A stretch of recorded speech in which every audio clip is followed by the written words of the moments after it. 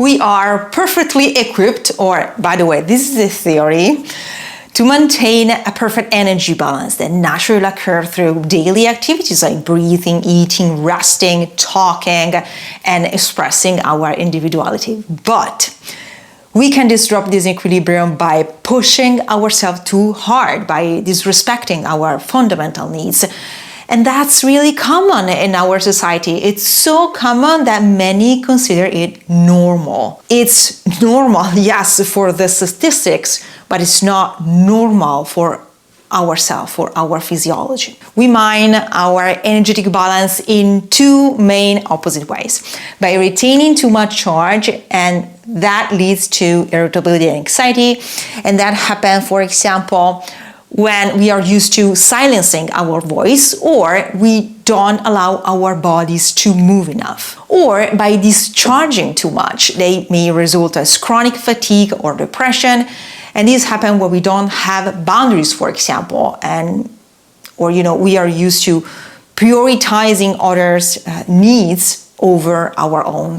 Either if we retain too much charge or we discharge too much, both may lead to experiencing emotional exhaustion. Saying that, we can easily imagine that reestablishing the energy flow would mean, starting to claim our needs. And the kind of needs we hear more frequently about are our needs to eat real food, to rest, to move our body, and all those needs that are mainly physical. And as we address those needs, we won't experience emotional exhaustion anymore, right? Well, in my own experience, it's not always the case. Resting, prioritizing physical care, better managing our time, eat better, and also establishing and managing a regular sleep schedule is necessary, but it's not always the answer to overcoming emotional exhaustion and preventing relapses. Why? Because our emotional experiences, emotional exhaustion included, are not only about what we do, but also how we do those things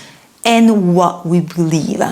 So in other words, what we feel is not the outcome of the physical function only, but also of the spiritual one.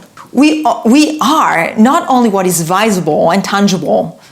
The physical body is not the only one place where our energy flows, and is not the only one place that deals with energy.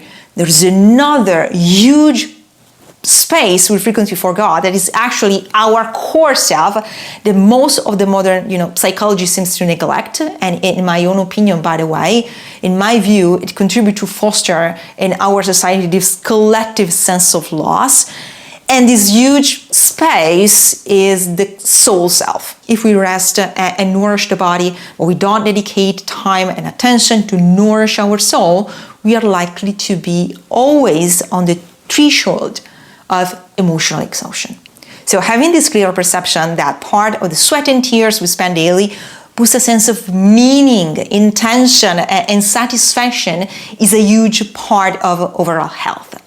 We frequently overlook this part because we've been living in a society that considers the individual as a series of material organs. But as you know, we are in this time of evolution of consciousness, and this includes the fact that we are starting to see that we are much more than just an evolved machine. We have to dwell on our wholeness to get access to our soul self and cultivate it. The primary condition to cultivate our soul self is by choosing to live in the modality of being instead of the modality of doing, by applying attention and consciousness to every moment of our life, and as soon as we can. We use being in the mind most of our time, forgetting about what we feel and what we are.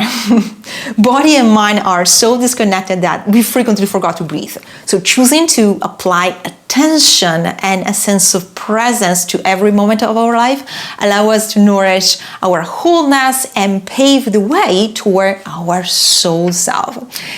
I cover the basic of this topic in this video, so make sure to check it out. Another super important skill to develop to be more vital is nourishing healthy emotions over toxic one. Yes, we can educate ourselves and then embody high quality emotion There are the ones that support our entire body, our nervous system in particular, to function properly and then stimulate our immune system to stay active, and it means less inflammation, and a higher sense of well-being and strength.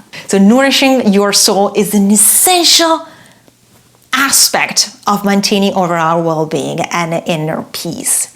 And in this video, you find 5 practical ways to do so on a daily basis. Thank you so much for being with me again, and see you next week.